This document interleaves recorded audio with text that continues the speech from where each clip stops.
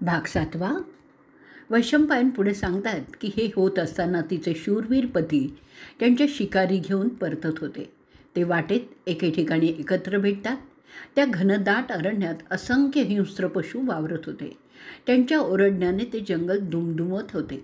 तेथील पक्षी एका विशिष्ट दिशेकडे ओरडत जात होते.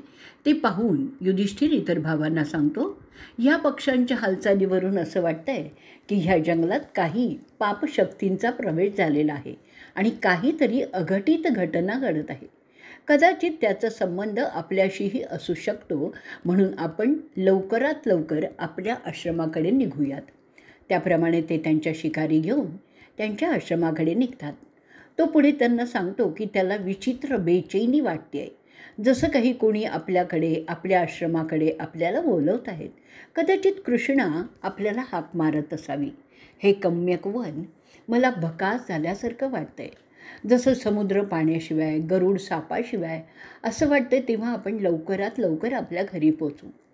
त्याबरोबर त्याचे रथ, सगळे शिकार केलेले प्राणी घेऊन वाऱ्याच्या वेगाने त्यांच्या आश्रमाकडे धावायला लागतात. वाटेत त्यांना बरीच अशुभ लक्षणंही दिसतात. त्यात एका ठिकाणी कोल्हे कुईज देखील त्यांना ऐकू येते आणि ते अवलक्षण आहे असं धनंजय त्यांना म्हणतो. त्याला त्या कोल्ह्यांची वाणी समजते आणि तो कोल्हा काय सांगतो आहे की कौरवांनी आणखीन काही गंडांतर आपल्या विरुद्ध रचलेलं आहे. त्यानंतर ते काही न बोलता त्यांच्या शिवारात येतात, जिथे त्यांची कुटी आहे. तिथे पोचल्यावर त्यांना द्रौपदीची दासी धात्रेयिका रडत असलेली दिसते. तिला ते विचारतात की तू का रडतीयेस? ते तिच्याजवळ जाऊन तिला विचारतात की आणि ती जमिनीवर पडून गडाबडा लोळायला लागते. त्याचं त्यांना आश्चर्य वाटतं आणि ते सगळेच पांडव तिला परोपरीने विचारत राहतात की असं रडायला काय झालं आहे तुला? तुझा चेहरा असा निस्तेज का झालेला आहे? कोणी बदमाशाने आपल्या द्रौपदीला काही केलं तर नाही आहे ना? कोणी कौरवांपैकी येऊन काही आगळीक करत होते का?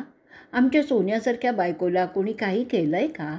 तिला कुठे नेलं असेल? तिथे जाऊन आम्ही तिला सप्त पाताळातून सुद्धा घेऊन येऊ, असं ते बोलत होते. त्यांना समजलं की त्यांच्या सुस्वरूप पत्नीला काहीतरी धोका झालेला आहे. असा कोणी महामूर्ख असू शकतो जो अशी आगळीक करेल? आमच्या जीवापेक्षा जास्त प्रिय असलेल्या द्रौपदीला कोणी काय केलं ते सांग, ते त्या दासीला विचारत होते.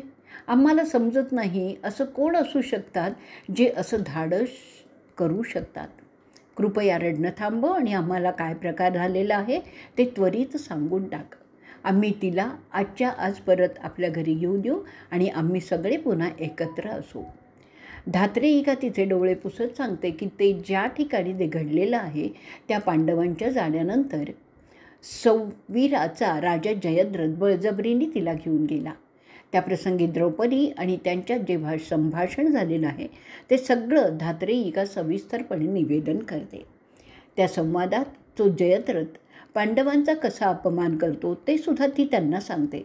जणू त्यांनी एकपरीने पांडवांना आव्हानच दिलेलं होतं हे ते समजतात. त्यांच्या जाण्याच्याच खुणा स्पष्ट दिसत होत्या. त्यांना जाऊन फार काळ काही झालेला नाही हे सुद्धा धात्रेयिका त्यांना सांगते. ती आणखीन असंही सांगते की धौम्यसुद्धा त्यांच्याबरोबर गेलेले आहेत, की ज्यांनी त्या क्षत्रियाला ताकीद दिली होती की प्राचीन नियमानुसार पतीचा पराभव करून मगच कोणी एखाद्याची पत्नी पळवून नेऊ शकतो, एरवी नाही, असं ते सांगत असताना ते द्रौपदीला घेऊन गेले असे सगळं ती दासी त्यांना सांगत होती. ती पुढे त्यांना असंही सांगते की द्रौपदीसारख्या स्त्रीला कोणी स्पर्श करणं म्हणजे एखाद्या कुत्र्याने यज्ञातील लोणी चाटावं असं होत आहे.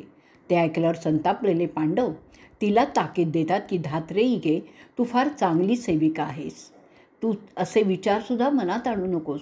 तुझ्या मालकिणीच्या मुखाचा स्वाद कोणालाही घेता येणार नाही. असं होण्याआधी आम्ही तिला त्या नराधमाच्या तावडीतून सोडवून आणू. त्या दिशेने ते 5ही पांडव त्यांच्या मागे पाठलाग करायला लागतात. त्यांच्यासोबत मोठा फौजफाटा आहे हे सुद्धा ती सांगते. याचा अर्थ ते फार वेगाने जाऊ शकत नाहीत हे पांडवांच्या ध्यानात येतं. पांडव त्यांची खास आयुधं बरोबर घेतात. तिकडे द्रौपदी त्या धक्क्याने जयद्रथाच्या रथात बेहोश पडलेली असते. सोमरसाचं प्राशन कोणी कुत्रा करेल ते सहन करता येण्यासारखं नाही असा विचार करत ते पांडव त्यांच्या घुश्यातच वेगाने जयद्रथाच्या फौजेचा पाठलाग करायला लागतात. तिला हरण करणाऱ्याला बरबाद करूनच आम्ही तिला घरी परत घेऊन येणार आहोत असा विचार करत ते असतात. वैशंपायन पुढे सांगतात की पांडव धात्रेयिकेला तिथेच सोडून जयद्रथाच्या सैन्याचा पाठलाग करू लागतात. थोड्याच वेळात त्यांना आकाशात घोड्यांच्या टापांमुळे उडणाऱ्या धुळीचे ढग दिसतात. त्याशिवाय सैनिकांच्या ओरडण्याचा आवाजही ऐकू यायला लागतो. धौम्य त्यांच्या मायावी सिद्धीने त्या जयद्रथाच्या सैन्याबरोबर हवेतून उडून जात असतात. ते पांडवांना पाहतात आणि त्यांना येण्याच्या सूचना द्यायला लागतात. पांडव त्यांच्या रथाचा वेग वाढवतात. भीम धौम्यांना हात करतो आणि सांगतो, महामुनी, आपण सुरक्षितपणे आश्रमाकडे जा. आता आम्ही त्यांना शिक्षा करणार आहोत. ते 5 इंद्र त्यांच्या रागाची सीमा नव्हती वेगाने जयद्रथाच्या सैन्यात घुसतात. युधिष्ठिर जयद्रथाला थांबण्याचा आदेश देतो. पांडव खरोखरच आपल्या मागे लागलेले आहेत हे समजल्यावर त्यांच्या सैन्यात एकच गोंधळ उडतो आणि ते त्यांच्या दिशा हरवतात आणि ते सैन्य चौफेर पळायला लागतं. अशा रीतीने द्रौपदी हरण पर्वाचा 7वा भाग इथे संपलेला आहे. भाग 8. वैशंपायन पुढे सांगतात की भीमसेन आणि अर्जुनाला पाहिल्यावर ते शत्रूंचं सैन्य त्या अरण्यात मोठी आरोळी ठोकू लागतात. पांडवांनी त्यांना घेरलेलं आहे हे जयद्रथ ओळखतो. त्याचं सैन्य इतस्ततः पळून गेलेलं असतं. त्याला आता उपयोगही होणार नाही हे तो लुच्चा राजा ओळखतो आणि त्याच्या रथात निपचित पडलेल्या कृष्णाकडे पाहत म्हणतो, ते तुझे 5 पती वेगाने माझ्या रथाकडे येत आहेत. त्यांच्यापैकी कोण कोण ते तू मला सांगितलं पाहिजेस. कोणत्या रथात कोण आहे ते मला समजलं पाहिजे.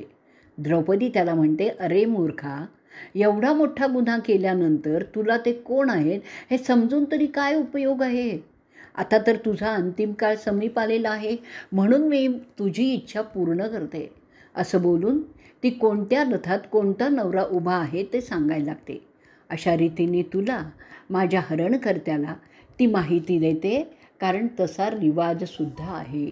माझे पती माझ्या फार जवळ आलेले आहेत, तेव्हा मला तुझी बिलकुल धास्ती वाटत नाही आहे. अरे सौवीराच्या मूर्ख राजा, ऐक मी काय सांगते ते. आता बघ, ते रथाच्या ध्वजाजवळ आहेत. ते माझे 2 छोटे पती आहेत. जसे प्राचीन काळी नंद आणि उपनंद होते. त्यांच्या सौंदर्यापुढे गंधर्व देखील फिके पडतात. ते अश्विनी कुमारांचे मुलगे आहेत. त्यांच्यापुढे जो देखणा योद्धा आहे ना, त्याचं नाक लांब सडक आणि तुरतुरीत आहेत, डोळे मोठे आहेत. तो माझा सर्वात ज्येष्ठ पती, त्याला युधिष्ठिर म्हणतात. तो यमदेवाचा मुलगा आहे. तो माझा पती शरण जाणाऱ्या शत्रूला जीवदान करण्यासाठी ख्यातनाम आहे.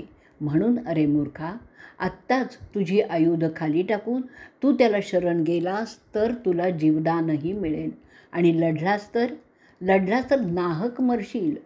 तो मोठ्या शरीराचा, ज्याचे हात लांब आहेत आणि जो एखाद्या साल वृक्षासारखा प्रचंड दिसतोय ना, तो माझा 2ऱ्या क्रमांकाचा पती आहे, वृकोदर. त्याला बरेच लोक भीम म्हणूनही ओळखतात. त्याच्यापेक्षा जास्त ताकद असलेला इसम पुऱ्या जगातही नाही. तो तर वायुदेवांचाच मुलगा आहे. त्यांनी अनेक राक्षस त्याच्या हाताने मारलेले आहेत. त्याच्याशी मुकाबला करणारा निश्चितपणे ठार मारला जातो, कारण तो आगळी करणाऱ्याला कदापिही क्षमा करत नाही. आता त्याच्या बाजूला जे आहेत ते माझे 3रे पती. त्यांची जगातील सर्वश्रेष्ठ धनुर्धारी म्हणून त्यांची ख्याती आहे. तो साक्षात इंद्रदेवाचा मुलगा आहे. त्याचे गुण मी काय वर्णन करावे. त्यांचं सौंदर्य गंधर्वांना लाजवणारच आहे. माझे पती कधीही आगळी करत नाही आणि दुसऱ्यालाही तशी करू देत नाहीत. त्यांच्यात कौर्य नाही आहे, पण सत्यासाठी मात्र ते रक्ताचे पाट वाहवतील. एका कुलीन क्षत्रियाला शोभेल असं त्यांचं वागणंच असतं. माझ्या सगळ्या नवऱ्यांचे समान गुण काय ते सांगते. ते अन्याय कधीही करत नाहीत, अन्याय सहनही करत नाहीत. त्यांच्या उपस्थितीत कोणीही मर्यादा ओलांडत असेल तर ते त्याला अटकाव करतात. त्यांच्या सान्निध्यात सर्व निरपराध लोक सुरक्षित असतात. माझे पती देवांना प्रिय आहेत, म्हणून ते त्यांचं संरक्षण करत असतात. माझे धाकटे पती नकुल त्यांच्या दूरदृष्टीसाठी जाणले जातात. सहदेव त्यांच्या तलवारबाजीसाठी आणि व्यवस्थापन विद्येसाठी प्रसिद्ध आहेत. त्याशिवाय त्यांच्यात ते सगळे उत्तम गुण आहेत जे एका आदर्श नवऱ्यात असले पाहिजेत. तुला मूर्खाला त्यांचं कसं पाहायला मिळेल आता या युद्धातच. माझे सगळे पती बुद्धिमान, बोलण्यात चतुर आणि संयमी असे आहेत. आणखीन काय रे तुला त्यांच्याबद्दल माझ्याकडून ऐकायचं आहे ते तरी सांग. माझे धाकटे 2 पती त्यांच्या आईची म्हणजे माझ्या सासूबाईंचे खास आहेत. सत्यासाठी ते त्यांच्या जीवाची पर्वा न करता लढणाऱ्यांपैकीच एक आहेत. तुझ्या सैन्याचा नाश केल्यानंतर ते त्यांना असे फेकून देतील जसे समुद्रात बुडणाऱ्या जहाजाच्या नाविकांचं होतं. तुझ्या एकट्याच्या प्रमादासाठी ते आता मात्र नाहक मरणार हे मला तरी काही योग्य वाटत नाही आहे. म्हणून तू त्यांना आत्ता शरण जा आणि तुझ्या सैनिकांचं प्राण वाचव. वैशंपायन पुढे सांगतायत, ते पृथाचे 5 मुलगे रागात त्या सैन्यावर बाणांचा असा काही वर्षाव करतात जसा बाणांचा पाऊसच पडतोय.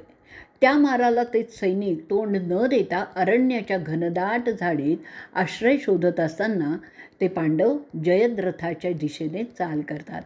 अशा रीतीने द्रौपदी हरण पर्वाचा 8वा भाग इथे संपलेला आहे. भाग 9. वैशंपायन पुढे सांगतात की पांडवांचा हल्ला होत असताना सिंधचा राजा त्याच्या लष्कराला लढण्याबद्दलच्या सूचना देत होता. तेवढ्यातच त्याची नजर अर्जुन आणि भीमावर पडते. त्यांच्याबरोबर नकुल, सहदेव आणि युधिष्ठिर होते तेही तो पाहतो.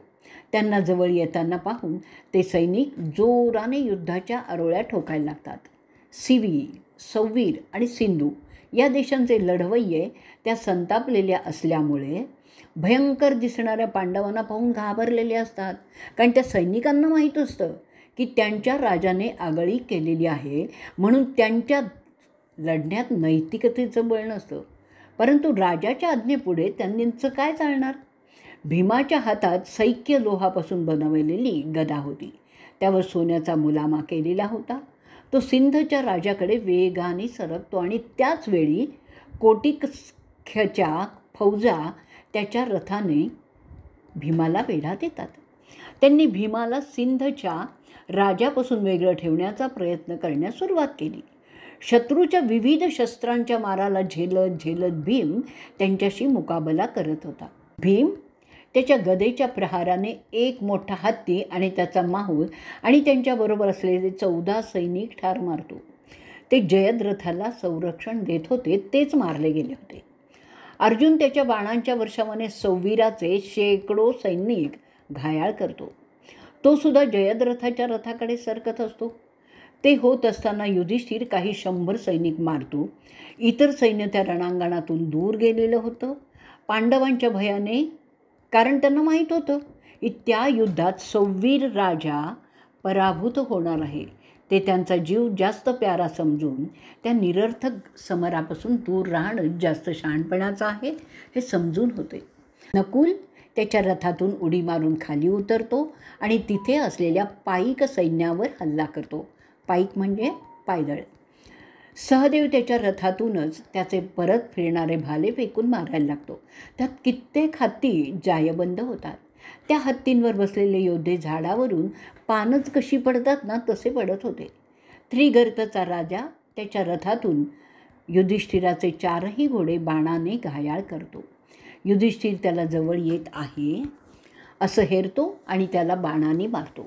त्याच्या छातीत ते बाण घुसतात आणि तो पडतो. त्रिगर्तचा राजा रक्त ओकायला लागतो. तो युधिष्ठिराच्या बाजूला तसा पडलेला असतो. युधिष्ठिराचे घोडे कामातून गेलेले असल्यामुळे तो संधी साधून सहदेवाच्या रथात चढतो. त्याचवेळी 2 शूर योद्धे क्षेमंकर आणि महामुख नकुलाला घेरतात. त्याच्यावर बाणांचा वर्षाव करतात. माद्रीचा मुलगा 2 लांब लचक भाले फेकून त्यांचा बळी घेतो. सुरथ, त्रिगर्तचा राजा, ज्याला हत्तींचं सैन्य हाताळण्याचा अनुभव होता, तो नकुलावर हत्तीतून वार करण्यासाठी सरसावतो. परंतु नकुल त्याची अपेक्षा असावी अशा प्रकारे मोठ्या तयारीने स्वतःचं संरक्षण करतो. सुरथाचा मोठ्या आकाराचा हत्ती नकुलावर चाल करतो. त्याची सोंड त्याने उंच धरलेली होती. त्याला असं वाटत होतं की यात नकुलाचा वध होतो की काय. परंतु मोठ्या शिताफीने नकुल त्याच्या तावडीतून निसटतो आणि 2 रथांच्या मधून तो तिथून निघूनही जातो. संधी साधून नकुल त्या हत्तीची सोंड तलवारीने छाटतो आणि तो हत्ती मोठ्यांदा किंकाळ्या मारत युद्धभूमीतून दूर जातो. त्याच्याबरोबर सुरथासुद्धा बाहेर फेकला जातो. त्यानंतर नकुल थोडी विश्रांती घेतो भीमाच्या रथात बसून आणि नंतर पुन्हा लढण्यासाठी निघतो. भीम कोटिकाख्य लढण्यासाठी त्याच्याजवळ येत आहे असं हेरतो. तेव्हा नालाच्या आकाराचा बाण तो त्याच्या सारथ्यावर फेकतो. त्यामुळे कोटिकाख्यचा सारथी मरून पडतो. कोटिकाख्याला ते काही समजत नाही की त्याचा रथ आता सारथ्याशिवाय आहे. तो रथ त्या परिस्थितीत नियंत्रणाबाहेर जातो. भीम त्याच्यावर हल्ला करतो आणि त्याचा वधही करतो. सौवीराचे सगळे म्हणजे 12च्या 12 मुलगे अर्जुन त्याच्या बाणाने ठार मारतो. त्यानंतर एक एक करून तो धनंजय, शिवीचे, त्रिगर्तचे, सैंधवाचे सगळे शूरवीर मारून टाकतो. त्या रणभूमीत अनेक डोकी धडावेगळी पडलेली होती. त्याचबरोबर डोक्याशिवाय अनेक देह धारातीर्थी पडलेले होते. आकाशातून गिधाडांच्या घिरट्या सुरू झाल्या होत्या. रानातील कोल्हे, लांडगे, तरस असे हिंस्र प्राणी तिथे जमायला लागतात. जयद्रथाला समजते की त्याचे कित्येक आप्त या लढाईत मारले गेले आहेत. तो चमकतो आणि तो तिथून पळून जाण्याचा विचार करतो. तो त्या अंधाराचा फायदा घेऊन आल्या वाटेने पळून जाण्याचा प्रयत्न करतो. युधिष्ठिर द्रौपदीला धरतो. त्याचवेळी धौम्य तिथे येतात. भीम उरलेल्या शत्रू सैन्याची कत्तल करण्यात गुंतलेला असतो, कारण त्याला तो अपमान सहन झालेला नसतो. अर्जुन भीमाला सांगतो की ज्याच्या चुकीमुळे हा अनर्थ झालेला आहे तो पळून गेलेला आहे. आता या निरपराध सैनिकांना मारणं धर्माला धरून होणार नाही. ते पाप ठरेल, म्हणून तो नरसंहार आता थांबव. हे सैनिक आपले अपराधी नाहीत, म्हणून त्यांना मारणं क्षत्रियाला शोभणारं ठरत नाही. वैशंपायन पुढे सांगतात, भीमाला ते अर्जुनाचं पटतं आणि तो युधिष्ठिराला विचारतो, बहुतेक शत्रूचे सैनिक मारले गेलेले आहेत, उरलेले पळून गेलेले आहेत. आपण द्रौपदीला घेऊन आपल्या आश्रमात जाणं योग्य होईल का? त्यानंतर आपल्याला तिचं सांत्वन करावं लागणार आहे. पुढे तो म्हणतो, तो सिंधचा मूर्ख राजा त्याच्या इच्छेसाठी पुन्हा द्रौपदीला त्रास देण्यासाठी येणार नाही असं समजणं योग्य होणार नाही. त्यावर युधिष्ठिर त्याला उत्तर देतो, माझ्या प्रिय भावा, तुला माहीत आहे का की तुझी चुलत बहीण दुश्शला जयद्रथाची पत्नी आहे, तेव्हा त्याचा वध करणं आपल्याला शोभणार नाही. काकी गांधारीला काय सांगणार मी? त्याला मारणं हा यावर बदला घेण्याचा मार्ग नाही आहे. वैशंपायन पुढे सांगतात, युधिष्ठिराचं ते बोलणं ऐकून द्रौपदीला उत्साह आला. ती भीमाला आणि अर्जुनाला म्हणते, जर तुम्हाला माझी जरा तरी पर्वा असेल तर त्या नीचाचा वध करणं तुमच्यासाठी अगत्याचं आहे. तो मेल्याशिवाय माझ्या जीवाला शांती लाभणार नाही. तिचं ते बोलणं युधिष्ठिराला आव्हान देण्यासारखंच होतं. अशा पापी नीच माणसाला एक राजा म्हणून घेण्याचा देखील अधिकार नाही. त्या सैंधव कुळाचा तो नीचात्मा मेलाच पाहिजे. जो पापी पुरुष तुमच्या बायकोला तिच्या असहाय्यतेचा फायदा घेऊन बळजबरीने खेचून नेतो, तो जरी क्षमेची आराधना करेल तरीही तो मेलाच पाहिजे.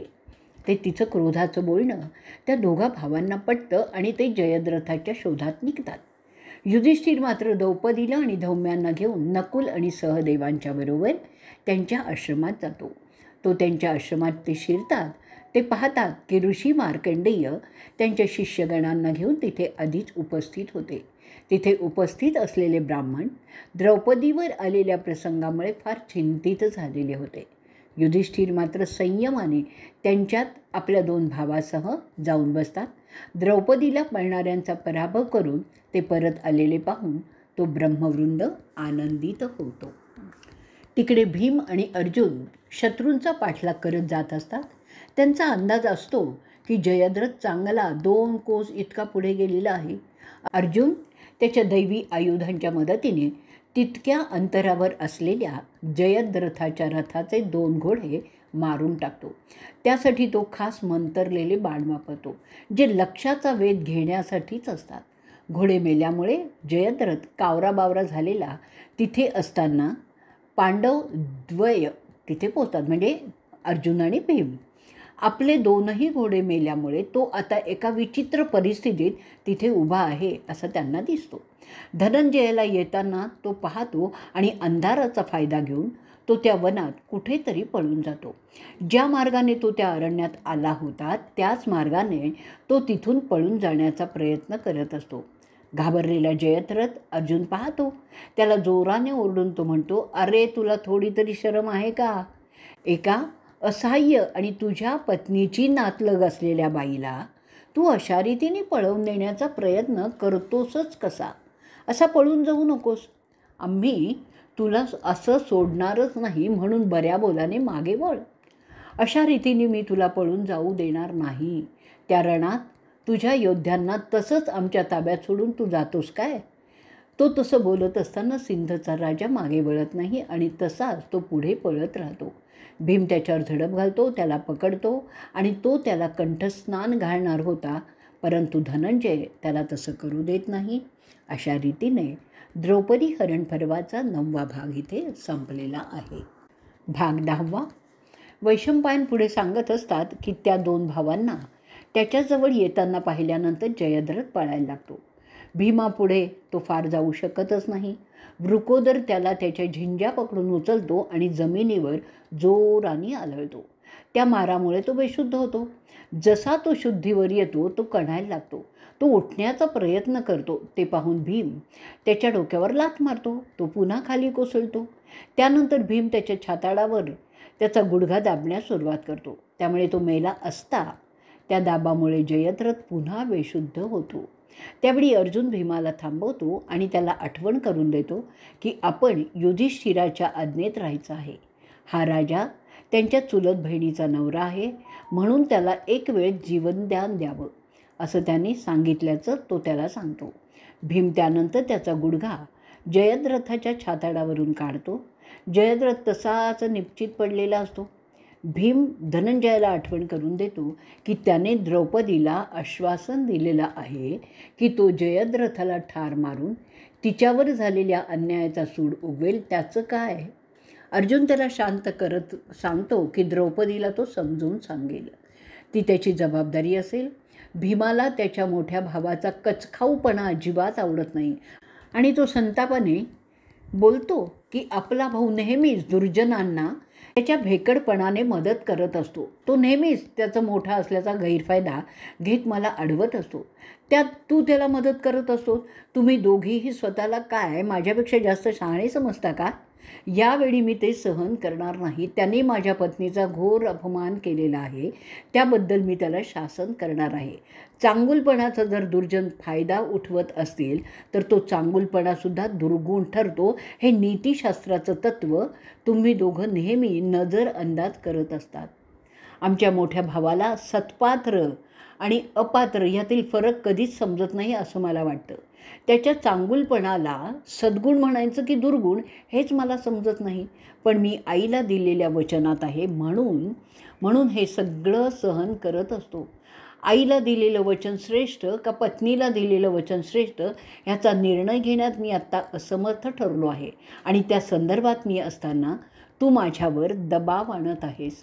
त्यानंतर भीम त्याच्याकडील एक सुरा काढतो. तो वापरून जयद्रथाचे लांब वाढलेले केस कापून टाकतो. त्यावेळी जयद्रथ काहीही बोलत नाही.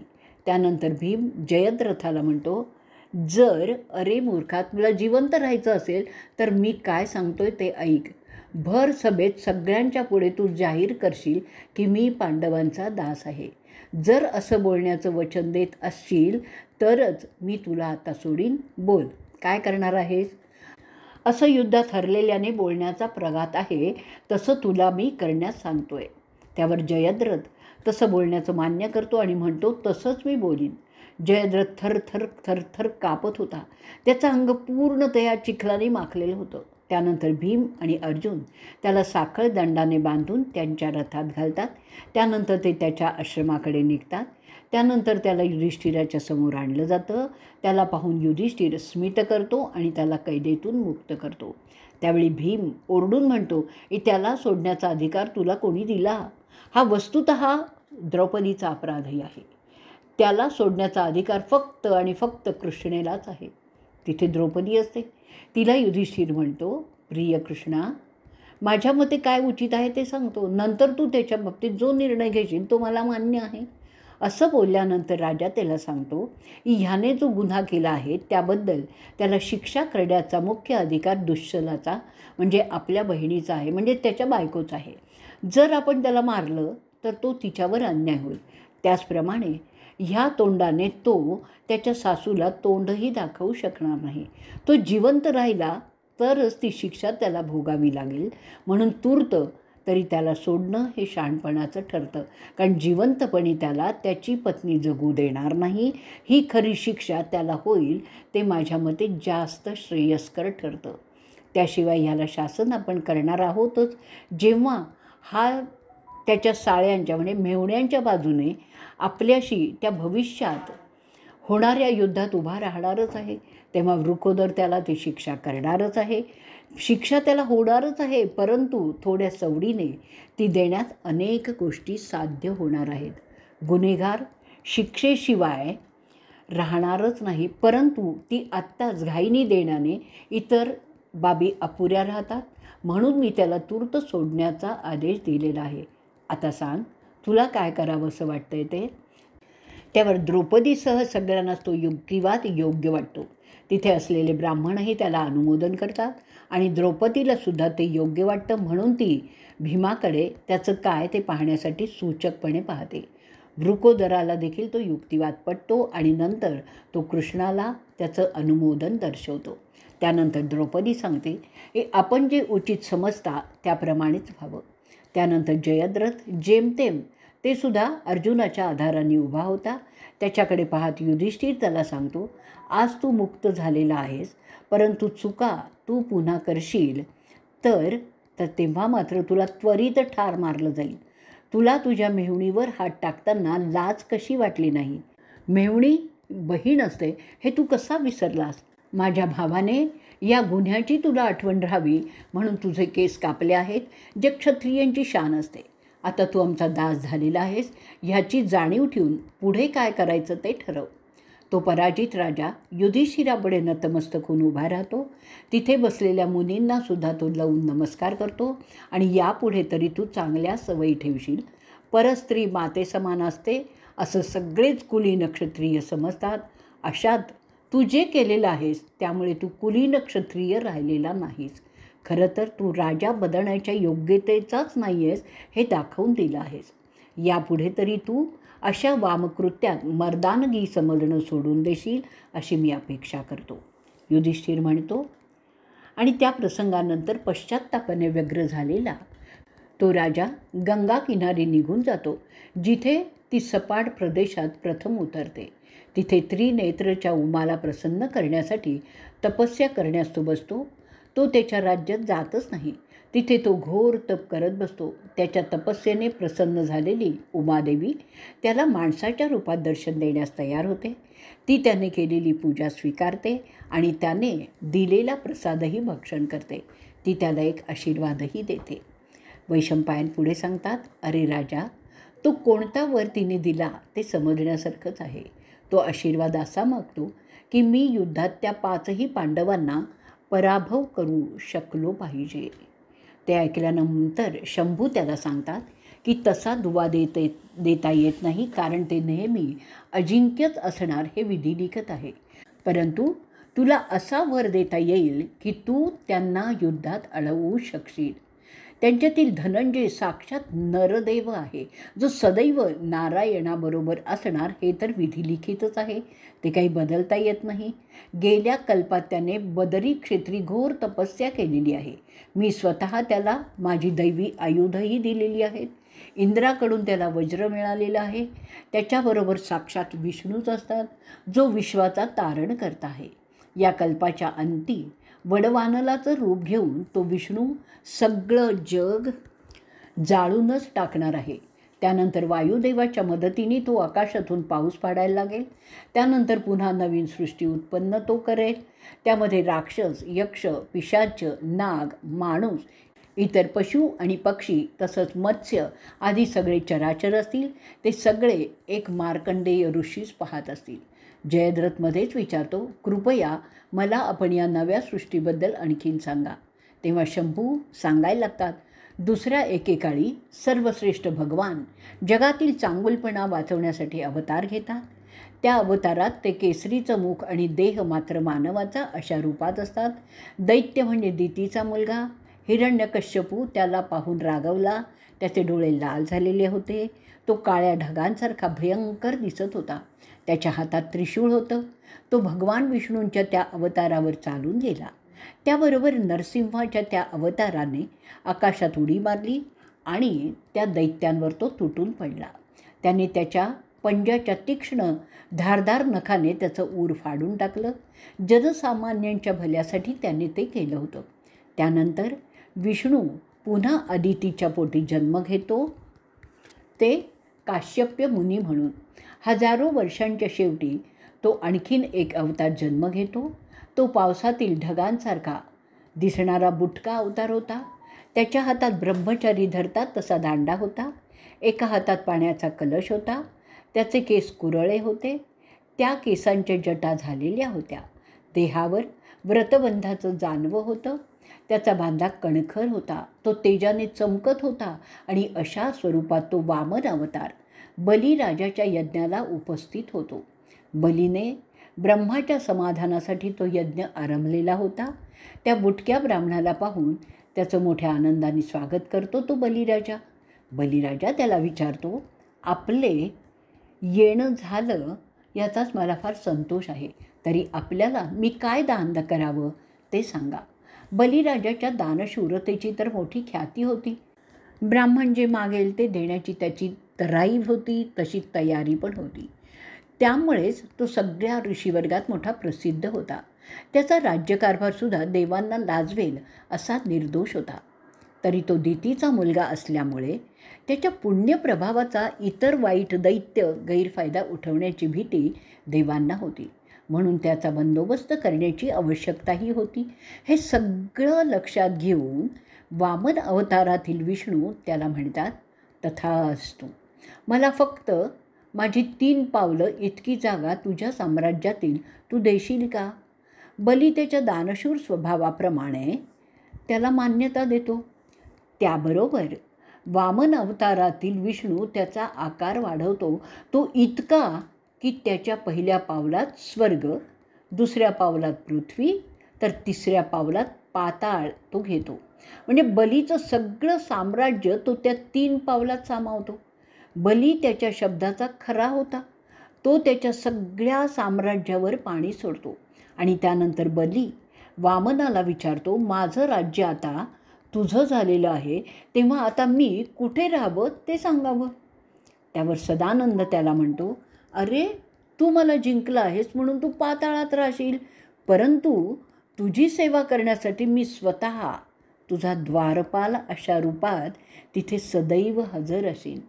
तू पाताळात अशासाठी की तुझा अहंकार अजून निमलेला नाही आहे, नाही तर तू स्वर्गात गेला असतास. विष्णू ते सगळं इंद्राला अर्पण करतो. त्यासाठी विष्णूच्या त्या अवताराला वामनावतार असं म्हणतात. त्याचप्रमाणे त्या 3ही लोकांना वैष्णव असं समजलं जायला लागलं. ते वाईटांच्या नियंत्रणाचे तर चांगल्याच्या संवर्धनाचं कार्य तो विष्णू सदैव करत असतो आणि त्याकरताच आता त्याने यदुकुळात कृष्णाच्या रूपाने जन्म घेतलेला आहे. त्यात हे दोघेही ऋषी नर आणि नारायण आहेत. त्यातील नर कुंतीच्या पोटी अर्जुनाच्या रूपात अवतरलेला आहे आणि नारायण कृष्णाच्या रूपात द्वारकेला आहे. त्यांना कोणी मारू शकत नाहीत. पण बाकीचे 4 पांडव तू जर एका दिवसात मारू शकलास तर ते शक्य होईल. पण जर तुला ते एका दिवसात मारणं जमलं नाही तर त्यातील फक्त एकच कोणीतरी तू मारू शकशील, कारण ते सामान्य माणसं नाही आहेत, ते तर दैवी अवतार आलेले आहेत. असुरांचा नाश करण्यासाठी जे दुर्योधनाच्या बरोबर असतील. अरे हे सगळं आधीच ठरलेलं आहे. त्यात मी बदल काहीच करू शकणार नाही. ते तुला जर कबूल असेल तर तर तो वर मी तुला देण्यास तयार आहे. जयद्रथ तेही मान्य करतो. वैशंपायन आता पुढे सांगतायत की ते महादेवाचं ऐकल्यानंतर तो राजा ते मान्य करतो.